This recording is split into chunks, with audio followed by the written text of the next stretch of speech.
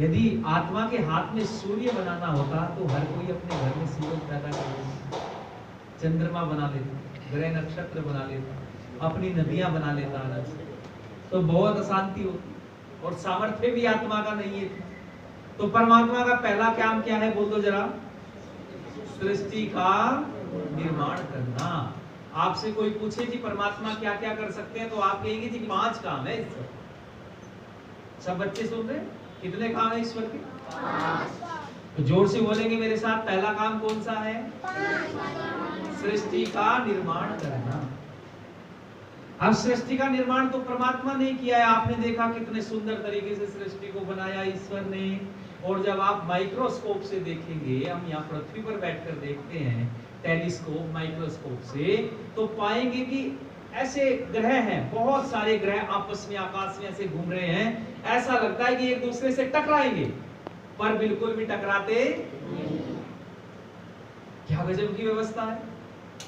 आप ऐसे देखेंगे कि एक दूसरे से बिल्कुल भिड़ने वाले हैं, लेकिन फिर भी आज तक भिड़े नहीं है। अपने अपने अक्ष पर घूम रहे हैं, एक दूसरे के चारों तरफ चक्कर लगा रहे हैं, ऋतुएं बदल रही हैं, दिन रात हो रहे हैं। और कितनी बढ़िया व्यवस्था परमात्मा ने बना दी। स्वतंत्र है, लेकिन फिर भी जब अंदर से आवाज आती है गलत काम करते हो, और कोई आवाज ऐसी आई मत करो, गलत कार्य है, रुक जाओ, तो रुकना चाहिए। पर हम रुकते क्यों नहीं? इसका भी एक दार्शनिक मैं बताता हूं आपको प्रमाण कि रुकते क्यों नहीं। रुकते हम इसलिए नहीं है कि जन्म जन्मांतरों के संस्कार, जो कुसंस्कार बने हुए हैं, वो इतने प्रभावी हो जाते हैं कि वर्तमान वातावरण मिलने से वो इतने फलीभूत हो जाते हैं कि उनका प्रभाव ज्यादा हो जाता है, और सत्वगुण की जो आवाज आती है उसका प्रभाव कम रहता है। इस कारण से वो फलीभूत हो जाते हैं और वो दब जाते हैं। और जैसे जैसे संस्कार चित्त पर फलीभूत होते जाएंगे, वैसा वैसा व्यक्ति कर्म करता जाएगा। यही कारण है आज समाज के अंदर लोग सुख की चाह कर रहे हैं, सुख पाना चाहते हैं, लेकिन जो सतोगुण के संस्कार है वो बहुत न्यून है। आपके संस्कार बहुत दृढ़ है, और ये दृढ़ संस्कार ही है आपके जो उत्तरोत्तर आपकी गति कर रहे हैं, उत्तरोत्तर आपका अध्यात्म के पथ में अग्रसरित कर रहे हैं, बढ़ा रहे हैं। ये संस्कार ही है। इसलिए परमात्मा ये कर्म करता है, सृष्टि को बनाना, सृष्टि का पालन करना। निर्माण हो गया, पालन हो गया, और एक कर्म हो रहा है परमात्मा का, तीसरा क्या है बोलो? सृष्टि का संहार। ये भी किसी दूसरे के बस की बात है, क्योंकि जिस क्रम से पालन होता है उसी क्रम से संहार भी बोलो। और ये बहुत व्यवस्थित है। समाज में अलग अलग मत मतांतर हुए हैं, उन्होंने तो अपने अनाड़ी तरीके से, गलत तरीके से, मनमाने तरीके से, किसी ने कह दिया कि जल से सृष्टि की उत्पत्ति हुई है, कोई अलग तरीके से बता रहा है, कोई कहता है कि शिव ने अपनी जटाओं से गोला निकाला। वेद कहता है, वेद ने बताया है कि सत्व रजतम से परमात्मा ने मैं तत्व बनाया, अहंकार बनाया, बुद्धि बनाई, 5 तन्मात्राएं, 5 ज्ञानेंद्रिया, 5 कर्मेंद्रिया, और तन्मात्राओं से ये पृथ्वी जल अग्नि वायु आकाश, रूप रस गंध स्पर्श शब्द, इनसे ये महत्व, ये बने सारे भौतिक पदार्थ। और यहां से सुनना जरा क्रम कितना अच्छा रखा। परमात्मा ने पृथ्वी जल अग्नि वायु आकाश, इन 5 महाभूतों से सबसे पहले वनस्पति बनाई,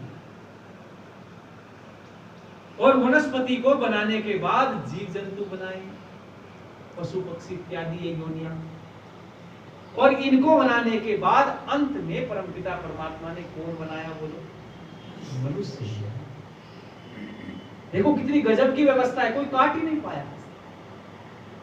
इस व्यवस्था को, इस वैदिक व्यवस्था को किसी भी प्रकार से कोई भी नकार नहीं पाया। एक ईश्वर भक्त को, एक ईश्वर के मानने वाले व्यक्ति को यदि अपने जीवन में सुख प्राप्त करना है, तो सबसे पहले तो सुन करके आध्यात्मिक सत्संग को, 8 ग्रंथों को पढ़ करके भूमि को कैसी बनाओ बोलो? दृढ़। और जब भूमि दृढ़ बन जाएगी, भूमि के दृढ़ बन जाने के पश्चात फिर आपकी अध्यात्म में भी गति होगी। और मैं निवेदन आपसे करना चाहता हूं, आप बीती आप लोगों को बताने का प्रयत्न कर रहे हैं, जितना जितना अध्यात्म की तरफ जाते हैं, ईश्वर की तरफ जाते हैं, भौतिक संपत्ति आपके पीछे दौड़ेगी। समस्या उल्टी हो रही है। आज लोग ईश्वर को भूल करके भौतिक पदार्थों की तरफ भाग रहे हैं और भौतिक पदार्थ उनसे दूर भाग रहे हैं। देखो, जो सबका बनाने वाला है, अच्छा मैं आपसे पूछना चाहता हूं, आपका कोई कार्य है और आप उसको कराने के लिए एक विधायक के पास गए, उसने कहा मेरे पास समय नहीं। फिर एमपी के पास गए, मिनिस्टर ऑफ पार्लियामेंट के, उसने भी कहा कि भाई साहब थोड़ा समय देना पड़ेगा, हो जाएगा। और दूसरे मिनिस्टर्स के पास गए, उन्होंने भी कह दिया कि ठीक है समय लगेगा, अभी कार्य नहीं हो सकता है। अच्छा, आपका मित्र यदि प्रधानमंत्री हो तो क्या फाइल ले जानी पड़ेगी? बस उस प्रधानमंत्री की बराबर में बैठ जाओ जाकर के और फाइल अपने आप आ जाएगी। आ जाएगी कि नहीं? विचार। तो मैं आपसे कहना चाहता हूं, ये सारा भौतिक संसार उसी प्रधानमंत्री का है जो कण कण में गा। उसकी तरफ बढ़कर तो देखो। आप विचार करो, जीवन में हम कितना साधक हैं, हम कितनी देर बैठते हैं संध्या उपासना में, कितना हम ध्यान करते हैं ईश्वर का। आज समस्या यही पर आ रही है, हम करते तो कुछ नहीं लेकिन दोष लगाना शुरू कर देते हैं ईश्वर को। हम अभ्यास तो करते नहीं, 10 मिनट बैठ करके 20 मिनट बैठ करके ईश्वर का ध्यान नहीं करते, उसकी उपासना नहीं करते। अरे उसके पास तो सारे गुण हैं, जितने जितने गुण, जितना जितना उसके पास जाओगे उतने उतने गुण परमात्मा के आपके अंदर आने शुरू हो जाएंगे। परमात्मा बहुत बड़ा सर्वशक्तिमान भी है, परमात्मा दयालु भी है, परमात्मा अभय भी है, परमात्मा सृष्टि करता है, वो आपके पास आते जाएंगे। तो मैं यही आज आपसे बताने आया हूं और यही मैं आपसे कहना चाहता हूं कि यदि अध्यात्म में उन्नति करना चाहते हो, यदि अध्यात्म की तरफ आगे बढ़ना चाहते हो तो क्या करना पड़ेगा? ईश्वर के निकट जाना पड़ेगा। ईश्वर निकट होते हुए भी बहुत दूर हो रहा है, हमारे करीब है, सबसे करीब हमारे ईश्वर है, लेकिन हमारे जन्म जन्मांतरों के संस्कारों के कारण हमसे दूर। और एक छोटा सा मंत्र है, उसकी बात कह करके थोड़ा सा आगे बढ़ रहा है। बहुत प्यारा मंत्र है सामवेद, और सामवेद का मंत्र कहता है कि यम रक्षन्ति प्रचेतसो मित्रो वरुणो अर्यमा न की स दध्यते जना। ऐसे मनुष्य को कष्ट आ नहीं सकते, और आते भी हैं तो बहुत शीघ्र दूर हो जाते हैं। कैसे मनुष्य को? यम रक्षन्ति प्रचेतसो, अर्थात जो विद्वानों की शरण में रहता है, जो बुद्धिमान लोगों के पास बैठता है, जो बुद्धिमान की उपासना करता है, जो निराकार ईश्वर का ध्यान करता है, जो वेद के कहे हुए मार्ग पर चलता है, ऐसे मनुष्य को यम रक्षन्ति प्रचेतस, प्रचेतस शब्द का प्रयोग किया गया। और प्रचेतस का अभिप्राय होता है बुद्धिमान। तो बुद्धिमान की शरण में रहने वाले को कभी कोई कष्ट नहीं होता। जब मैं इस मंत्र को पढ़ रहा था और फिर मैंने विचार किया, इस मंत्र को अर्जुन ने पढ़ा तो सभी ने होगा, कौरवों ने भी पढ़ा होगा और पांडवों ने भी पढ़ा होगा, लेकिन एक होता है पढ़ना और एक होता है उस पर आचरण। पढ़ते तो हम बहुत कुछ है जीवन में, बहुत कुछ पढ़ते रहते हैं, सुबह से लेकर शाम तक कुछ न कुछ पढ़ते रहते हैं। हमेशा कितनी कितनी आयु होगी, 50-50, 60-60, 70-70, 80-80 वर्ष की आयु के लोग भी इस सभा में बैठे हैं। बहुत कुछ पढ़ा होगा आप लोगों ने, पर जरा विचार करके देखो, जिन पर आचरण किया है अच्छी बातों पर, वही सुख दे रही है। तो यम रक्षन्ति प्रचेतसो, इस मंत्र को अर्जुन ने आचरण में लाया। आप कहेंगे जी कैसे लाया? देखो, जिस समय कौरवों की युद्ध निश्चित हो गया कि भाई युद्ध होना है, महाभारत, बहुत बचाने का प्रयत्न किया, सब लोगों ने कोशिशें की, लेकिन एक व्यक्ति बड़ा हठधर्मी था, वो मानने को स्वीकार था ही नहीं। कौन था वो? दुर्योधन। सबने बचाने का प्रयत्न किया, प्रयास किया सब, और योगीराज कृष्ण ने तो सबसे ज्यादा प्रयास किया। लोग आक्षेप लगा देते हैं, गांधारी ने भी कहा था कृष्ण को, वो कहते हैं कि आप चाहते तो इस युद्ध को रोक सकते, लेकिन कृष्ण कहते हैं कि मैं चाहता? अरे सबसे पहले तो आप चाहते तो युद्ध रुक जाता। आपने कब चाहा है? जब भीम को आपने जहर दिया तब आपने सोचा है कि युद्ध होगा? जब लाक्षागृह में इन 5 भाइयों को जलाने का प्रयास किया तब तुम लोगों ने सोचा? जब ये वनवास काट रहे थे तब तुम लोगों के अंदर दया आई? हर स्थिति में कृष्ण ने चेताया है और फिर भी उन्होंने प्रयास किया। इसलिए अर्जुन ने कह रहा था सारी सेनाएं बट रही हैं दो भागों में, एक कौरव पक्ष है और एक पांडव पक्ष है। पूरे सारे क्षत्रिय, रथी, अतिरथी, मारती सब दो भागों में बटने जा रहे हैं आज, और आज कृष्ण भी एक पक्ष में खड़े हुए हैं। और कृष्ण ने यह घोषणा कर दी है कि एक तरफ मैं रहूंगा, एक तरफ मेरी सेना रहेगी, और जिस तरफ मैं रहूंगा उस तरफ हथियार नहीं उठाऊंगा। अब जब ये घोषणा कर दी तो दुर्योधन ने सोचा कि एक तरफ ये रहेगा, एक तरफ इसकी सेना रहेगी, और जिस तरफ रहेगा हथियार नहीं उठाएगा तो फिर मैं निठल्ले का करूंगा क्या? भाई मेरी तरफ रह भी गया है और हथियार उठाएगा नहीं तो फिर मैं करूंगा क्या खाली? लेकिन अर्जुन ने इस मंत्र को पढ़ा। अर्जुन ने पढ़ा था यम रक्षन्ति प्रचेतसो, कि जो विद्वानों की शरण में रहता है उसको कभी कोई कष्ट नहीं होता, और वो विद्वान भी कैसा हो तो मंत्र कह रहा है यम रक्षन्ति प्रचेतसो मित्रो वरुणो वर्यमा, कि वो मित्र भी हो बन जाए तो फिर कोई कष्ट नहीं आता, और वो वरुण मैंने राजा हो तो फिर कोई कष्ट आ सकता है। देखो एक विद्वान व्यक्ति है वो आपका मित्र भी बन जाए और वो राजा भी हो, श्रेष्ठ भी हो, तो कोई कमी हो सकती है क्या? और देखो योगीराज कृष्ण बुद्धिमान है। योगीराज कृष्ण अर्जुन के मित्र भी थे, सखा भी थे, एक साथ संधि बनी। और दूसरा काम क्या है बोल दो जरा परमात्मा का? दूसरा काम आपने सुना होगा, इस सृष्टि का पालन करना। पालन भी ईश्वर करना। आप जानते हैं, आप देखते हैं पत्थर के अंदर भी साइंटिस्टों ने रिसर्च की है कि पत्थर के अंदर भी कीड़ा है, और उस पत्थर के अंदर उत्पन्न होने वाले कीड़े को भी परमात्मा भोज्य सामग्री दे रहे हैं। हर व्यक्ति का ख्याल रखते हैं। जो जो अच्छे कर्म करता जाता है, श्रेष्ठ कर्म करता जाता है, बढ़िया कर्म करता जाता है, सतोगुणी बनना चाहता है, ईश्वर उसमें मदद करते हैं। और जो बुरे कर्म करता है, गलत काम करता है, चोरी करता है, व्यभिचार करता है, डाके डालता है, दूसरों को सताता है, निसहाय लोगों को सताने का प्रयास करता है, ऐसे व्यक्ति को परमात्मा रोकते ही है। एक दिन तो एक व्यक्ति हमसे कहने लगा कि जी परमात्मा सर्वशक्तिमान है, बहुत बलवान है परमात्मा। हमने कहा निसंदेह, इसमें कोई दो राय नहीं। तो फिर वो व्यक्ति कहने लगा ये जब बलवान है परमात्मा, सर्वशक्तिमान है परमात्मा, तो जब हम बुरे काम करते हैं तो हमको रोकता क्यों नहीं?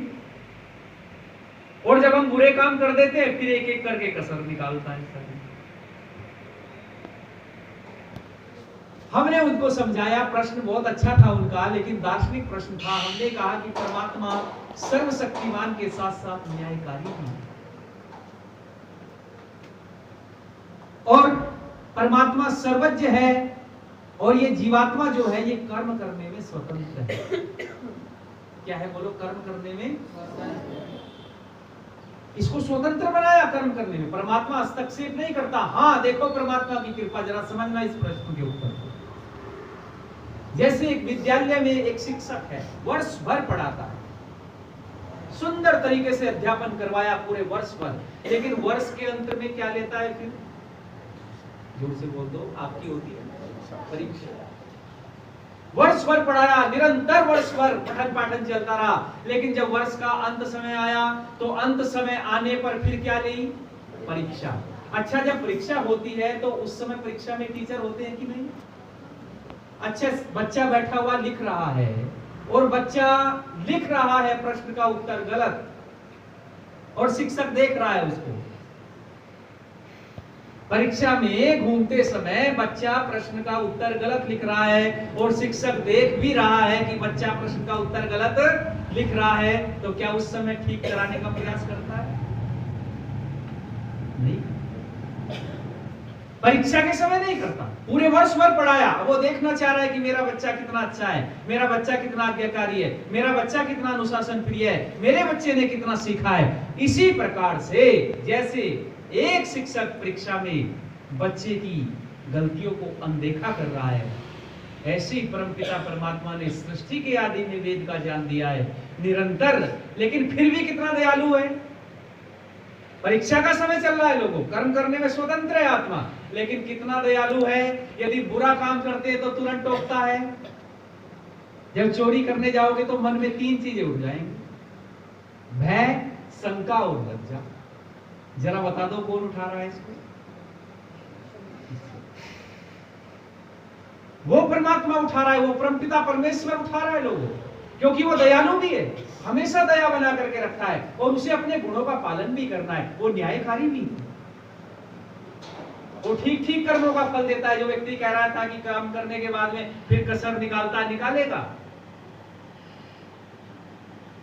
परमात्मा खूब कसर निकालते हैं और परमात्मा क्रोध भी करते हैं, लेकिन उनका क्रोध मन्यु कहलाता है। क्रोध भी और मन्यु में अंतर है। परमात्मा का क्रोध मन्यु है, परमात्मा सुधार की दृष्टि से क्रोध करते हैं और परमात्मा को इतना क्रोध करते हैं कि जीवात्मा को सुअर बना देते, गधा बना देता, घोड़ा बना देता, बिल्ली बना देता और ऐसे ऐसे जीव सर्प बना देता है, बरगद बना देता है, वर्षों वर्षों तक खड़े रहोगे। पहले रोकता है कि नहीं गलत काम मत करो, अच्छे काम करो, बढ़िया काम करो, समाज में बढ़िया तरीके से चलो, लेकिन जब मानते नहीं तो फिर कसर निकालनी पड़ती है, क्योंकि परमात्मा न्यायकारी भी है। इसलिए याद रखना बच्चों, जैसे एक शिक्षक, मैंने बताया ना आपको उदाहरण दिया, पूरे वर्ष भर पढ़ाता है लेकिन परीक्षा के समय बिल्कुल नहीं टोकता, जैसा बच्चा कर रहा है करने देता है, ऐसा ही ये सत्य को छोड़ने वाला है, वेद का थोड़ा सा भी जानकार है, वो इस व्यवस्था को कभी नकार।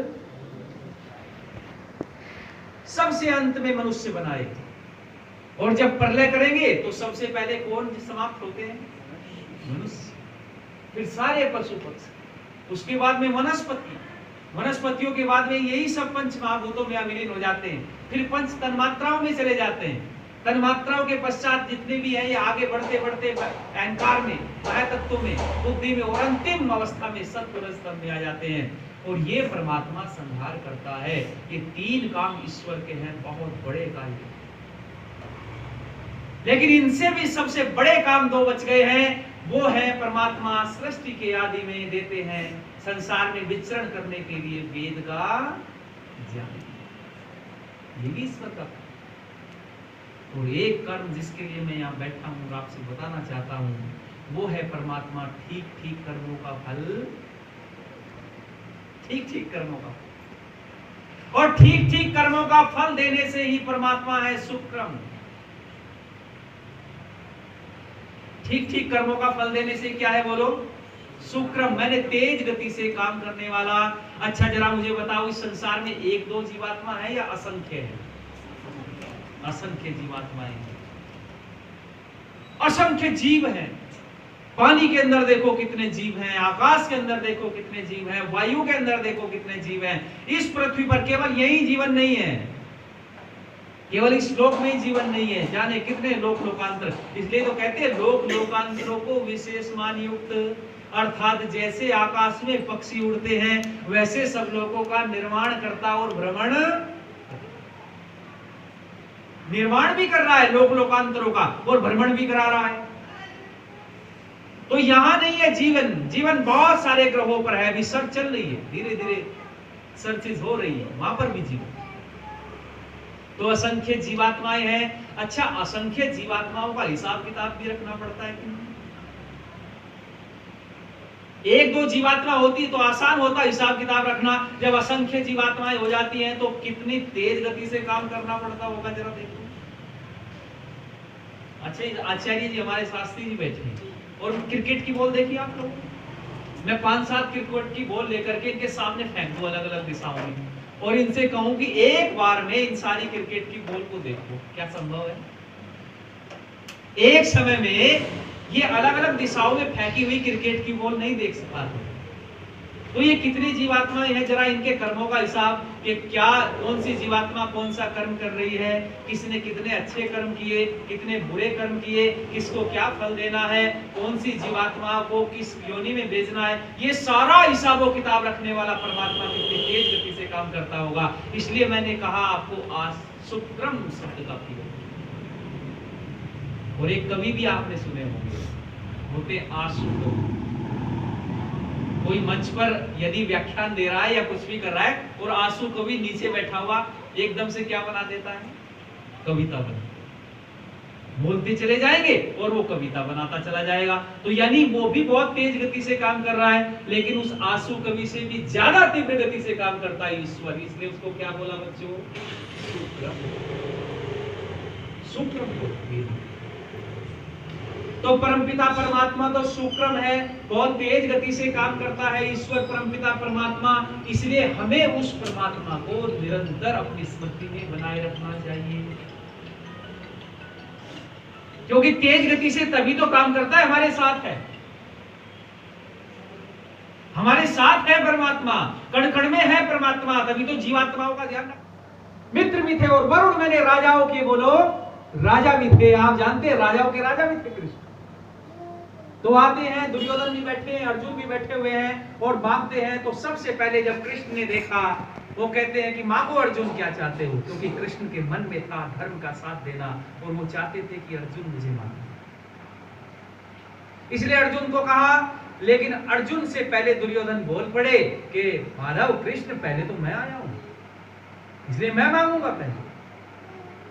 और जब ये बात कही कि मैं मांगूंगा, इतना कहते ही अर्जुन कहने लगा ठीक है कोई बात नहीं, दुर्योधन पहले आया तो यही मांग लो। देखो जो शांत चित्त होते हैं ना, उनके हृदय में सतोगुण बराबर रहते हैं।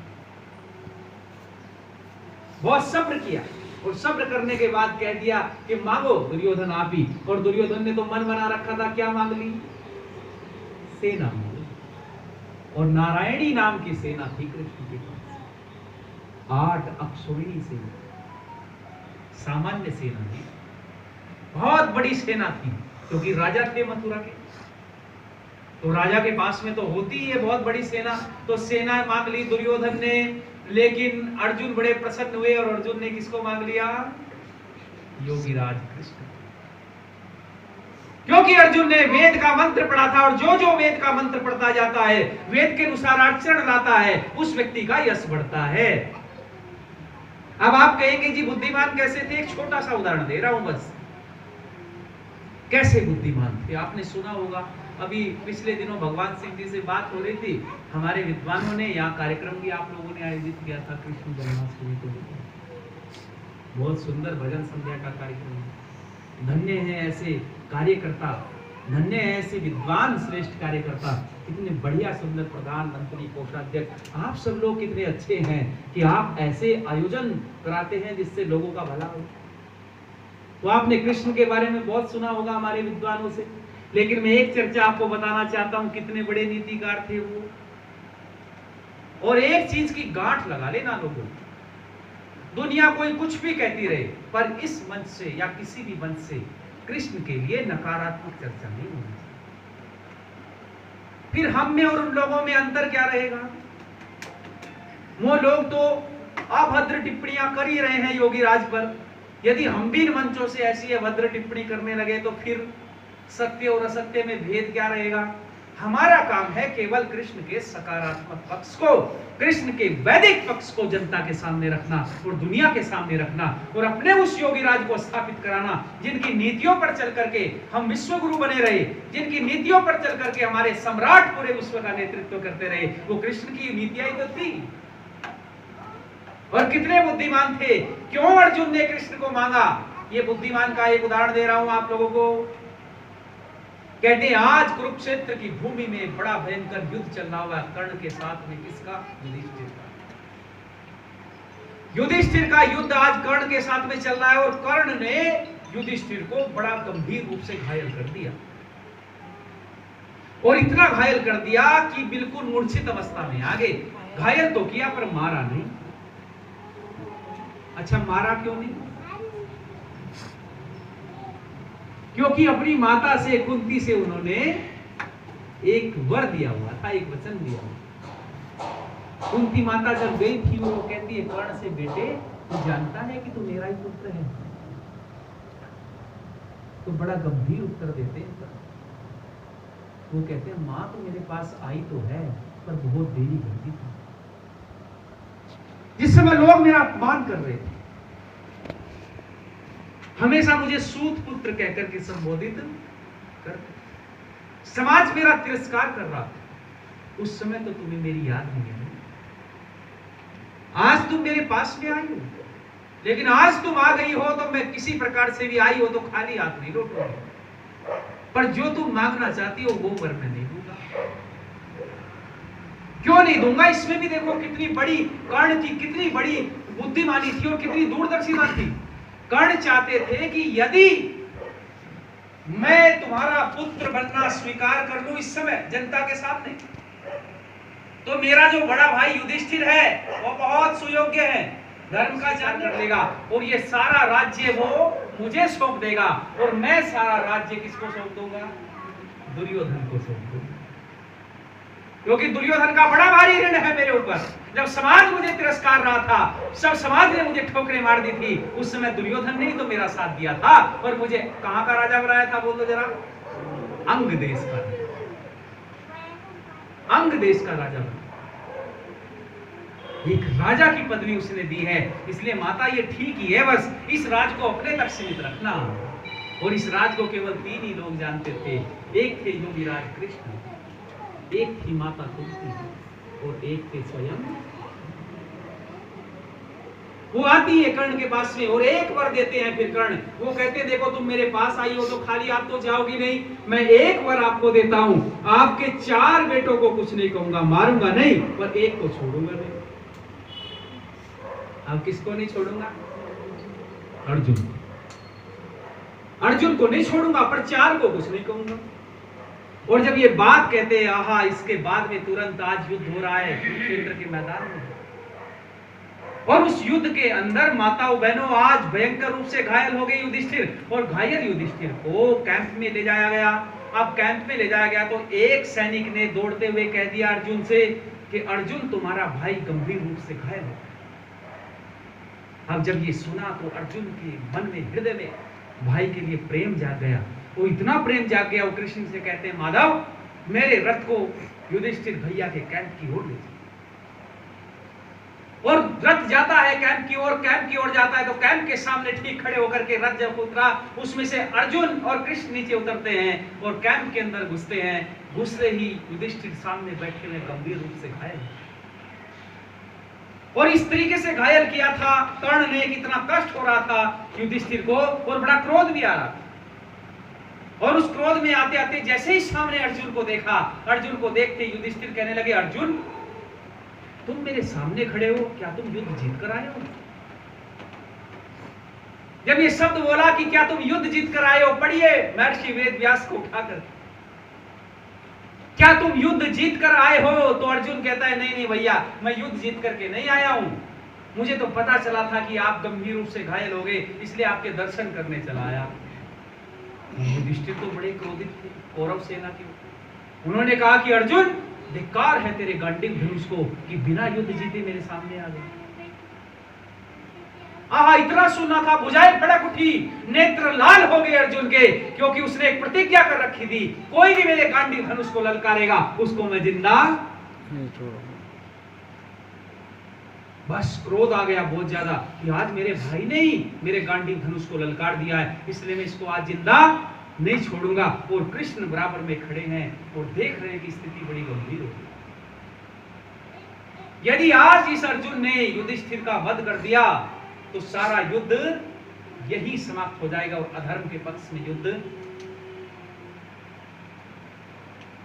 बस इतना सुनते ही मस्तिष्क में विचार किया और अर्जुन से कहा कि शांत हो जाओ। अर्जुन कहते कैसे शांत हो जाऊं, बहुत गंभीर स्थिति आई है, मैं प्रतिज्ञा हूं और मैं अपने व्रत को तोड़ नहीं सकता, प्रतिज्ञा को तोड़ नहीं सकता। तो कृष्ण कहते तोड़ने को कौन कह रहा है, इसका समाधान है मेरे पास, इसका समाधान है मेरे पास में। अर्जुन ध्यान से सुनना जरा।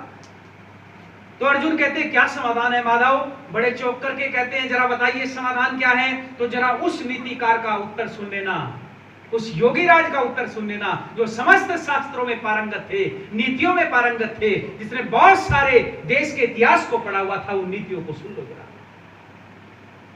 योगीराज कृष्ण गंभीर उत्तर देते हुए बात कहते, वो कहते अर्जुन जिस समय तुम्हें क्रोध आ रहा था और तुम्हारे भाई ने गांडीव के लिए अपशब्द बोला था, उस समय तुमने कई बार अपने बड़े भाई को तू शब्द से संबोधित किया, और कोई छोटा अपने से बड़े को यदि तू शब्द से संबोधित कर दे तो बड़ा जीते जी मर जाता है। इसलिए ये जो युधिष्ठिर है, ये जीते जी मर गया है, बस मन शांत हो गया, मन में बड़ी प्रसन्नता हुई कि माधव बड़ा सुंदर आपने शास्त्रीय उत्तर दिया है। लेकिन इतना ही सुनना था, फिर क्रोध आ गया। और जब अब क्रोध आया तो कृष्ण कहते हैं अब क्यों आप बोला हो रहे हो कि माधव एक प्रतिज्ञा और है मेरी कि कोई मेरे सामने यदि मेरे भाई का अपमान करेगा तो ये भी मैंने प्रतिज्ञा की है उसको मैं जिंदा नहीं छोड़ूंगा, और अब मैंने अपमान कर दिया तो मैं स्वयं मरूंगा। अच्छा अगर अर्जुन मर जाए तो कहां चला जाएगा सारा युद्ध? सब कौरवों के पक्ष में, क्योंकि वहां तो बैठा है ना कर्ण। कर्ण को परास्त करने की ताकत पूरे योद्धाओं में, पूरे महारथियों में केवल 2 महारथियों के अंदर थी जो कर्ण को परास्त कर सकते, और वो केवल और केवल महर्षि वेद व्यास लिख रहे हैं, इतने बलवान थे कर्ण के 2 योद्धा कौन है, एक तो अर्जुन और दूसरे सबसे बड़े योद्धा हैं कृष्ण। लेकिन कृष्ण ने हथियार न उठाने की प्रतिज्ञा, तो केवल अर्जुन बचे। यदि अर्जुन ही मर जाए तो कहां चला जाएगा युद्ध सारा? तो ये धर्म संकट आ गया। अब कृष्ण ने फिर अपनी मन में विचार किया, देखो ऋषि लोग होते हैं समाधान निकाल देते हैं, और योगीराज कृष्ण ने इसका भी समाधान निकाला और अर्जुन से कहा इसका भी समाधान है मेरे पास में। कि क्या समाधान है? कि जिस समय तुम्हें क्रोध आ रहा था अपने गांडीव के अवसर सुनने के बाद में, उस समय तुमने अपने बड़े भाई से कई बार कहा कि सुनो बड़े भैया, जिस समय विराट की गौओं का हरण हुआ था तो छुड़ाने वाला कौन था? मैं। जिस समय लाक्षागृह में आग लगी थी उस लाक्षागृह से निकालने वाला कौन था? मैं। और आज ये जो जितना बड़ा युद्ध भूमि में आप लोग खड़े हो, किसके बलबूते पर खड़े हो? मेरे। और तुमने कई बार अपने सब मुंह से अपनी बड़ाई की है, और कोई व्यक्ति यदि अपने मुख से अपनी बड़ाई स्वयं कर ले तो वो जीते जी बोलो मर जाए। तुमने बड़ी भारी बड़ाइयां गाई है अपनी, इसलिए तुम जीते जी मर गए हो, तुम्हें भी मारने की जरूरत। अच्छा योगीराज कृष्ण ने होते तो क्या होता? दोनों भाई आपस में लड़कर। इसलिए वेद का मंत्र कहता यम रक्षन्ति प्रचेतसो, जो विद्वानों की शरण में रहता है, बुद्धिमानों के पास बैठता है, उसको कभी कोई कष्ट बोलो नहीं होता, दुख तकलीफ होती नहीं। यदि इसको मैं सुनाने लगूं तो मैं आपको कहता हूं 1 वर्ष निकल जाएगा इस महाभारत को सुनाने। एक एक पात्र अपने आप में बड़ी गंभीरता की, याद रखना इसमें ऐसे ऐसे पात्र हैं। वो कहते हैं ना कि बुद्धिमान में हंस जो होता है मोती को चुनता है। कीचड़ में भी मोती पड़ा हुआ है तो वहां से मोती निकाल लो। आप जरा विचार करके देखो, ये जो शकुनी है, अगर इसकी बुद्धि का सदुपयोग किया जाता तो आज भारतवर्ष की क्या दशा होती, आज आर्यवर्त की क्या, पूरे विश्व की क्या स्थिति होती। पर हमेशा अपनी उस चतुर बुद्धि को किस तरफ लगाते रहे? कुटिल नीतियों की तरफ।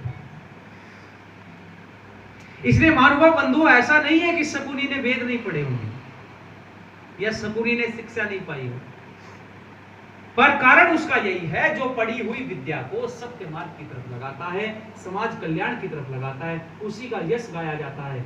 और जो उस पढ़ी हुई विद्या को दुर्गुणों में दुर्व्यसनों की तरफ खर्च करता है उसका अपयश होता है। इसलिए यम रक्षन्ति प्रचेतसो, इसमें केवल एक शब्द पर मैंने चर्चा की है, आगे इस मंत्र पर बड़ी व्याख्या होनी है। तो आने वाले समय में, बहुत समय हो गया है, 1 घंटे से ज्यादा हो गया, आप आसानी से बैठे रहे, बहुत विनम्रता से आपने सुना है, सहज भाव से सुना है। मैंने आपको 2 चीजें विशेष बताई है, ईश्वर के करीब जाइए, निकट जाइए, साधना का स्तर बढ़ाइए। आज समस्या यही हो गई है, जहां भी जाता हूं देखता हूं लोग संध्या वंदन करते नहीं। आर्य समाज के लोग भी, मैं कह रहा हूं, यहां तो नहीं कह रहा हूं, मैं बहुत जगह पर जाकर के मैं देखता हूं ऐसे ऐसे लोग, भगवान सिंह जी पदाधिकारी बने हुए बैठे हैं जो आर्य समाज का एक नियम नहीं जानते। ऐसे ऐसे लोग पदाधिकारी बने हुए हैं जो ऋषि दयानंद के जीवन चरित्र पर 2 मिनट नहीं बात कर सकते। ऐसे ऐसे लोग बने हुए बैठे हैं जो यज्ञ में तो बैठते हैं पर साधना संध्या उपासना का एक मंत्र नहीं आता। देखिए, हमें सुधार करना पड़ेगा और आचरण का बड़ा प्रभाव पड़ता है। यदि मैं जो बोल रहा हूं, यदि मैं इसका स्वयं पालन करता हूं तो भी तो प्रभाव पड़ेगा। यदि मैं बोल रहा हूं और स्वयं कुछ आचरण मिलाता नहीं, स्वयं वही अविद्या, अंधविश्वास, अंधकार में पड़ा हुआ हूं, डूबा हुआ हूं, जानता सब कुछ हूं, करता कुछ नहीं, तो कोई लाभ है क्या? इससे लाभ नहीं है। कितने मिलाने? अब मन से किया, आप विचार करके देखना, मन से करो, वाणी से करो या शरीर से करो, हर प्रकार के कर्मों का हिसाब रखता है। तो आप विचार करके देखो, मन से तो कर्म हम अंदर से कर रहे हैं, तो पता चला, इससे सिद्ध हो रहा है कि परमात्मा बाहर बाहर ही नहीं, कहाँ है बोलो, हमारे अंदर भी बैठा है। इसलिए सारा हिसाब वो किताब रखता है। तो कण कण में जब हम ईश्वर को मानेंगे, देखो गलतियां कहाँ हो रही है समाज के अंदर, समस्याएं कहाँ उत्पन्न हो रही है। समस्या ये हो रही है कि हमने एक स्थान पर मान लिया इसे। आज मानते हैं ना लोग, सुबह सुबह प्रातः काल उठ के बड़े बड़े बिजनेसमैन, बड़े बड़े समाज में नौकरी पेशक लोग सुबह सुबह उठते हैं और जल्दी जल्दी एक लोटे में बहुत ज्यादा, आधे से ज्यादा पानी और थोड़ा सा दूध डालकर भागे भागे जाते हैं। कहाँ जाते हैं? मंदिर। और मंदिर में जाकर, क्योंकि उन्होंने मस्तिष्क में एक धारणा बना ली कि ईश्वर कहाँ है, मंदिर। और मंदिर में जाते हैं, पूजा पाठ करते हैं, जो भी उन्होंने करना है, और जैसे ही पूजा पाठ खत्म हुआ, वहां से वापस चलते हैं, तो मन में एक धारणा बन रही है धीरे धीरे। जैसे ही जूते पहनते हैं, पहनने के बाद मन में धारणा बनी, ईश्वर छूट रही है, और धीरे धीरे और कम होता है। ईश्वर का जो संगतिकरण था वो उनके मन में थोड़ा कम होता चला गया। जैसे ही घर जाते हैं तो मन में एक विचार सेट हो जाता है कि ईश्वर कहाँ रह गए। जब ईश्वर मंदिर में रह गए तो अब दुकान पर जाते हैं, बिजनेस में जाते हैं, वहां क्या करते हैं? वही बेईमानी, वही घोटालेबाजी।